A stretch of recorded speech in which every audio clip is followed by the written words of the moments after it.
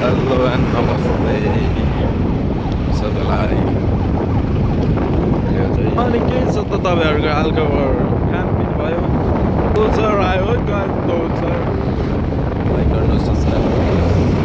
अनि यहाँ बनाउँदै डुबु पनि पायो हेर्नुहोस्।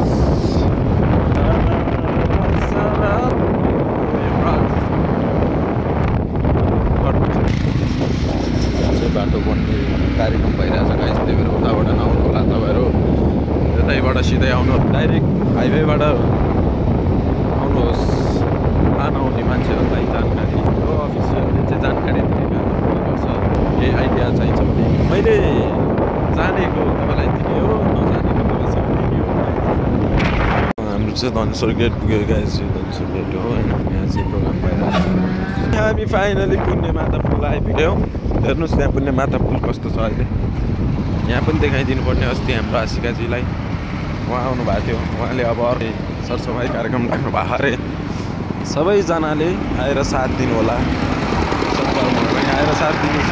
अनि यहाँ बाटोहरू बन्दैछ,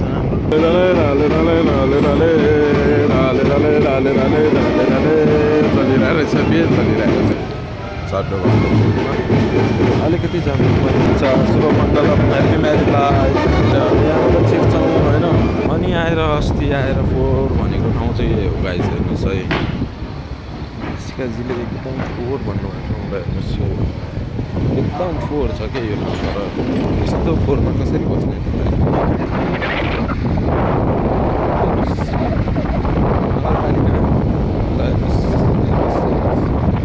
यो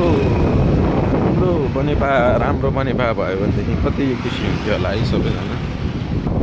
सरसफाइ कार्यक्रम पनि हुनु पऱ्यो, बर्किसँग साथ सहयोग हुन्छ। हामी चाहिँ गन्तव्य पुगेको हुन्छौँ। हाम्रो यो एभरेस्ट मोमो सेन्टर, यहाँ आएर मोमो खान सक्नुहुन्छ।